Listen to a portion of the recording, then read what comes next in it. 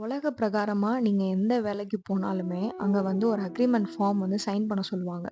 அந்த ஃபார்ம் வந்து நீங்க சைன் பண்ணா மட்டும் தான், அந்த ஜாப்ல நீங்க வந்து சேர முடியும். கரெக்ட்டா? அதேபோல ஆண்டவரோட ஊழியத்துக்கு ஆண்டவர் உங்கள அழைக்கும்போது, அந்த அக்ரீமெண்ட் ஃபார்ம்லாம் இருக்காதா என்ன? நம்ம ஒரு நேரம் யோசிச்சு பார்த்தோம்னா, அந்த அக்ரீமெண்ட் ஃபார்ம் என்ன தெரியுமா?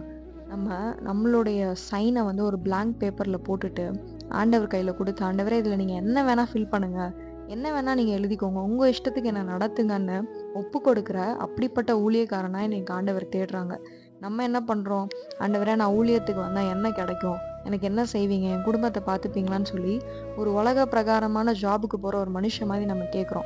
ஏங்க அப்படிப்பட்ட மனுஷனுக்கே அந்த கம்பெனிக்காரன் வந்து இத குடுப்பேன்னு சொல்லி ஒரு அஷ்யூரிட்டி குடுப்பான்னா, நம்ம சர்வ வல்லவருக்கு வேலை செய்றோம். ஆண்டவர் எப்படி நமக்கு குடுக்காம இருப்பாங்க? கண்டிப்பா குடுப்பாங்க. நம்ம ஒரு தேவைக்காக ஆண்டவரோட ஊழியத்த செய்ய ஆண்டவர் ஒரு நாள் விரும்பினதில்ல. நம்ம இப்படிப்பட்ட ஒப்பு கொடுக்கிற ஊழியக்காரனா இருக்கணும்னு ஆண்டவர் விரும்புறாங்க. Praise the Lord.